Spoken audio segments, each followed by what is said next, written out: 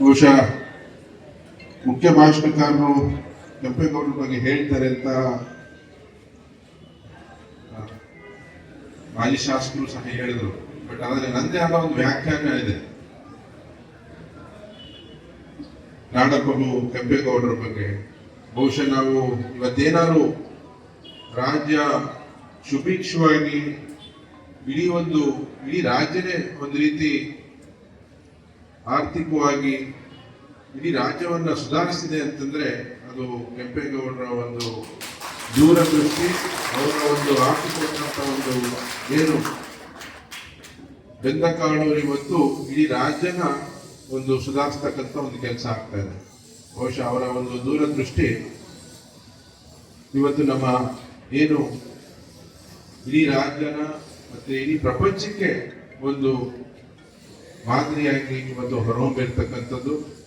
ಅವತ್ತಿನ ಒಂದು ದಿನಮಾನದಲ್ಲಿ ಅವರು ಏನು ಇಡೀ ಒಂದು ಬೆಂಗಳೂರಿನ ಕಟ್ಟಬೇಕಾದ್ರೆ ಅವರು ಪಟ್ಟಂತ ಶ್ರಮ ಮತ್ತೆ ಅವರ ತ್ಯಾಗ ಬಲಿದಾನ ಬಹುಶಃ ಅದು ಅಜರಾಮರ ಅಂತ ಒಂದು ಕೆಲಸವನ್ನು ನಮ್ಮ ನಾಡಪ್ರಭು ಕೆಂಪೇಗೌಡರು ಮಾಡಿರ್ತಕ್ಕಂಥದ್ದು ನಮ್ಮೆಲ್ಲರಿಗೆ ಒಂದು ಹೆಮ್ಮೆ ಮತ್ತೆ ಸಂತೋಷ ಕೊಡ್ತಕ್ಕಂಥ ವಿಚಾರ ಅಂತ ಈ ಸಂದರ್ಭದಲ್ಲಿ ಹೇಳಲಿಕ್ಕೆ ಬಯಸ್ತೇನೆ.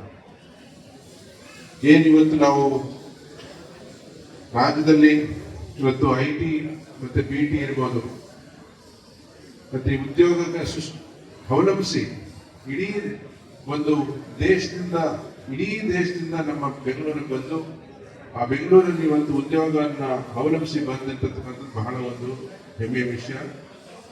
ಅಂತ ಒಂದು ವಿಚಾರನ ಇವತ್ತು ನಾವು ಕಣ್ಣು ಮುಂದೆ ಕಾಣ್ತಿದ್ದೀವಿ ಅಂತಂದ್ರೆ ನಾಡಪ್ರಭು ಕೆಂಪೇಗೌಡರು ಅವತ್ತಿನ ದಿನದಲ್ಲಿ ತಗೊಂಡಂತ ತೀರ್ಮಾನ, ಕೆರೆ ಕಟ್ಟೆ ಇರ್ಬೋದು, ಗುಡಿ ಗೋಪುರಗಳಿರ್ಬೋದು, ಅವತ್ತಿನ ಕಾಲಕ್ಕೆ ವರ್ತಕರಿಗೆ ಅವರದೇ ಆದ ಒಂದು ವೃತ್ತಿಯನ್ನ ಮಾಡಲಿಕ್ಕೆ ಒಂದು ಅವಕಾಶ ಮಾಡಿಕೊಟ್ಟಿದ್ದಕ್ಕೆ ಬಹುಶಃ ಇವತ್ತೆಲ್ಲ ನಾವು ಒಂದು ಬಳುವಳಿಯಾಗಿ ನೋಡ್ಲಿಕ್ಕೆ ಸಾಧ್ಯ ಆಗ್ತಿದೆ.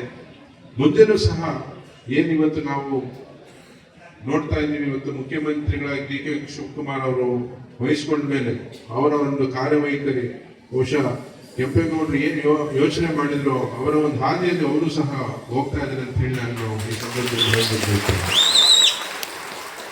ಯಾಕೆಂದ್ರೆ ಅವರ ತೀರ್ಮಾನಗಳು ಆ ರೀತಿ ಇದೆ. ನಿಷ್ಠುರಾದ ಪರವಾಗಿಲ್ಲ, ನೇರವಾಗಿ ಆ ಒಂದು ಯುವಕರ ಒಂದು ಬದುಕಟ್ಟು ಕಾಣಲಿಕ್ಕೆ ಒಂದು ದಾರಿಯನ್ನ ತೋರ್ತಾ ಇದ್ದಾರೆ ಅನ್ನೋ ಮಾತನ್ನ ಈ ಸಂದರ್ಭದಲ್ಲಿ ಹೇಳ್ತಾ ಬಹುಶಃ ಇನ್ನೂ ಹೆಚ್ಚು ಮಾತನಾಡಿದ್ದಾರೆ. ಇವತ್ತೇನು ನಾವು ಪ್ರತಿಭಾ ಪುರಸ್ಕಾರದ ಬಗ್ಗೆ ಮಾತಾಡಲೇಬೇಕು. ಯಾಕೆಂದ್ರೆ ಈಗ ತಾನೇ ಮಾಜಿ ಶಾಸಕರು ಹೇಳಿದ್ರು ನರೇಂದ್ರ ರಾಜಗೌಡರು, ಇವತ್ತೇನು ನಮಗೆ ಡೈರೆಕ್ಟರ್ಗಳು ಚಾಮರಾಜನಗರಕ್ಕೆ ಬೇಕೇ ಬೇಕು ಅನ್ನೋ ಮಾತನ್ನು ನಾವು ಹೇಳ್ತಿದ್ದಾರೆ. ಬಹುಶಃ ಅದಕ್ಕೆ ನಾನು ಸಹ ಧ್ವನಿಗೂಡಿಸಿ ಇಲ್ಲಿಂದ ಒಬ್ಬ ಡೈರೆಕ್ಟರ್ ಆದರೆ ಈ ಭಾಗದ ಒಂದು ಕುಂದುಕೊರತೆಗಳು, ನಿಮ್ಮ ಒಂದು ಕಷ್ಟ ನಿಷ್ಠುರಗಳನ್ನ ರಾಜ್ಯದ ಮಟ್ಟಕ್ಕೆ ತಗೊಂಡೋಗಿ ಇಲ್ಲಿ ಆಗುವುಗಳನ್ನ ತಿಳಿಸಿ ಇಲ್ಲಿ ಅಭಿವೃದ್ಧಿ ಪಡಿಸ್ಲಿಕ್ಕೆ ಒಂದು ಅವಕಾಶ ಆಗುತ್ತೆ. ಅಂತ ಕೆಲಸ ಆಗ್ಲೇಬೇಕು ಅನ್ನೋ ಮಾತನ್ನ ಮುಂದಿನ ಒಂದು ಚುನಾವಣೆಯಲ್ಲಿ ಬಹುಶಃ ಚಾಮರಾಜನಗರದಿಂದಲೂ ಸಹ ಒಬ್ಬ ನಿರ್ದೇಶಕರು ಹೋಗ್ಬೇಕು ರಾಜ್ಯಕ್ಕೆ ಅಂತ ನಾವು ಈ ಸಂದರ್ಭದಲ್ಲಿ ಆಶಿಸ್ತೇವೆ. ನಮ್ಮ ಏನು ಈ ಭಾಗದ ಜನ ಬಯಸ್ತಾ ಇದ್ದಾರೆ ಅದನ್ನು ಅವಕಾಶ ಮಾಡಿಕೊಳ್ಳಿ ಅನ್ನೋ ಮಾತನ್ನ ಈ ಒಂದು ಸಂದರ್ಭದಲ್ಲಿ ಹೇಳ್ತಾ ಬಹುಶಃ ಬುದ್ಧಿಯವರು ಇದ್ದಾರೆ. ಅವರು ಇಡೀ ರಾಜ್ಯಾದ್ಯಂತ ಮತ್ತೆ ಇವತ್ತೇನು ನಾವು ನಿರ್ಮಲಾನಂದ ಪುರಿ ಸ್ವಾಮಿಗಳು ನೆನೆಯಲೇಬೇಕು. ಯಾಕೆಂದ್ರೆ ಬಾಲಗಂಗಾಧರ ಸ್ವಾಮೀಜಿಗಳ ನಂತರ ಅವರು ವಹಿಸ್ಕೊಂಡು ಇವತ್ತು ರಾಜ್ಯದ ಉದ್ದಗಲಕ್ಕೂ ಶಿಕ್ಷಣ ಸಂಸ್ಥೆಗಳಿರ್ಬೋದು, ಇಡೀ ಒಂದು ಸಮುದಾಯನ ಒಂದು ಒಗ್ಗೂಡಿಸಿ ತಗೊಂಡೋಗುವಂತ ಒಂದು ಚಾಣಕ್ಷತನ ಅವರಲ್ಲಿದೆ. ಬಹುಶಃ ಅವರು ಸಹ ಒಂದು ದೂರದೃಷ್ಟಿ ಇಟ್ಕೊಂಡು ಇಡೀ ಒಂದು ರಾಜ್ಯದ ಉದ್ದಗಲಕ್ಕೂ ಏನು ಇವತ್ತು ವಿದ್ಯಾಸಂಸ್ಥೆಗಳಿಂದ ಒಂದು ಸಂಘಟನೆ ಮುಖಾಂತರ ಆಗ್ತಾ ಇರ್ತಕ್ಕಂಥದ್ದು ಅದು ಅಷ್ಟೇ ಒಂದು ಪಕ್ಷ. ಈಗ ಅದನ್ನು ನಾನು ಈ ಸಂದರ್ಭದಲ್ಲಿ ಉದ್ಯೋಗ ಕೇಳೋದಿಷ್ಟೇ, ಬಹುಶಃ ತಾವು ಸಂಘದಿಂದ ಮಾಡ್ತಿರೋ ಅಥವಾ ಮಠದಿಂದ ಮಾಡ್ತಿರೋ ಮಾಜಿ ಶಾಸಕ ಹೇಳಿದಾಗೆ ನೀವು ಇಲ್ಲಿಯೂ ಸಹ ಒಂದು ವಿದ್ಯಾಸಂಸ್ಥೆ ಇಲ್ಲಿ ಸಮುದಾಯಕ್ಕೆ ಬೇಕು ಆಗಲಿ ಅಂತ ಹೇಳಿ ನಾವು ಆಶಿಸ್ತೇವೆ. ಬಹುಶಃ ಮುಂದಿನ ಒಂದು ವರ್ಷದಲ್ಲಿ ಬಹುಶಃ ಚಾಲನೆ ಕೊಟ್ಟರೆ ಇನ್ನೂ ಅತೀವ ಸಂತೋಷ ಆಗುತ್ತೆ ಅಂತ ಹೇಳಿ ಸಂದರ್ಭದಲ್ಲಿ ನಾನು ಹೇಳಲಿಕ್ಕೆ ಬಯಸ್ತೇನೆ. ಹಾಗಾಗಿ ಯಾಕೆಂದ್ರೆ ಈ ಒಂದು ವಿದ್ಯಾರ್ಥಿಗಳಿಗೆ ಒಂದು ಪ್ರತಿಭಾ ಪುರಸ್ಕಾರವನ್ನು ನಾವು ಇವತ್ತು ಕೊಡ್ತಾ ಇದ್ದೇವೆ. ಬಹುಶಃ ಅವರಿಗೆ ಇದೇ ರೀತಿ ಇನ್ನೂ ಸ್ಫೂರ್ತಿದಾಯಕವಾಗಿ ಇನ್ನೂ ಹೆಚ್ಚು ಹೆಚ್ಚು ಮಕ್ಕಳು ಇದರಲ್ಲಿ ಅವರಿಗೆ ಸಿಗಬೇಕು.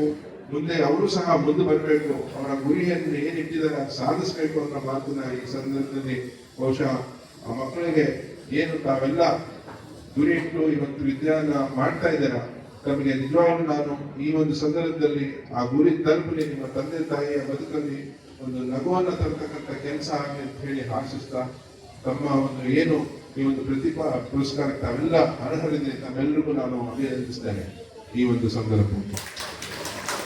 ಹಾಗಾಗಿ ಹೆಚ್ಚು ವಿಷಯಗಳನ್ನೆಲ್ಲ ನಾನು ಈ ಒಂದು ಎಲ್ಲ ಹೇಳಿ ಇವತ್ತು ಇನ್ನೊಂದು ಸುಸಂದರ್ಭವಂತೆ ಏನು ನಾವು ನಿರೀಕ್ಷೆಯಿಂದ ಕಾಯ್ತಾ ಇದ್ವಿ.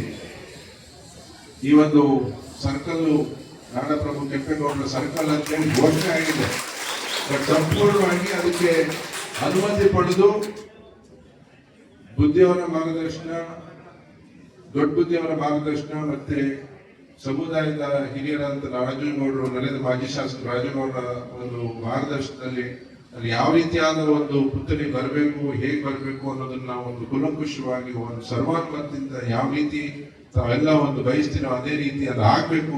ಮುಂದಿನ ಇಂಥ ಒಂದು ವರ್ಷಕ್ಕೆ ಪುತ್ಥಳಿ ರೆಡಿ ಇರಬೇಕು. ಅದ್ರ ಮುಖೇನ ನಾವು ಬಹುಶಃ ಇನ್ನೂ ಬೇಗನೆ ಆದರೂ ಅತಿ ಸಂತೋಷ ಪಡೋಣ. ಬಹುಶಃ ಅದು ಸರ್ಕಾರದಲ್ಲಿ ಇವತ್ತು ತಲುಪಿದೆ. ಕೇವಲ ಒಂದು SP ಅವರ ಒಂದು NOC ಕೊಟ್ಟು ನಾವು ಇದನ್ನ ಮುಂದುವರಿಸ್ತೀವಿ ಅಂತ ಹೇಳೋ ಮಾತನ್ನ ನಾನು ನಿನ್ನೆ ತಗೊಂಡಂತ ಮಾಹಿತಿ ಈ ಕಳೆದ ಒಂದು 4-5 ದಿನದಲ್ಲಿ ಸರ್ಕಾರಕ್ಕೆ ಹೋಗಿರ್ತಕ್ಕಂಥ ವಿಚಾರನ ತಮ್ಮ ಗಮನಕ್ಕೆ ತರಲಿಕ್ಕೆ ಬಯಸ್ತಾ ಇದ್ದೇನೆ. ಸೊ ಬಹುಶಃ ನಾಡಪ್ರಭು ಕೆಂಪೇಗೌಡರ ಜಯಂತಿ ಬಹುಶಃ ಇವತ್ತು ಬಹಳ ಅರ್ಥಪೂರ್ಣವಾಗಿ ಇಡೀ ಒಂದು ಕ್ಷೇತ್ರದಿಂದ ಎಲ್ಲ ಬಂದಿರತಕ್ಕಂಥ ಎಲ್ಲ ಕುಲಬಾಂಧವರಿಗೂ ಮತ್ತು ಎಲ್ಲ ಸಮುದಾಯದವರಿಗೂ ಮತ್ತೊಮ್ಮೆ ನಾನು ನಾಡಪ್ರಭು ಕೆಂಪೇಗೌಡರ ಜಯಂತಿ ಶುಭಾಶಯಗಳಲ್ಲಿ ನನ್ನ ಮಾತನ್ನು ಮುಗಿಸ್ತೇನೆ. ಜೈ ಕರ್ನಾಟಕ.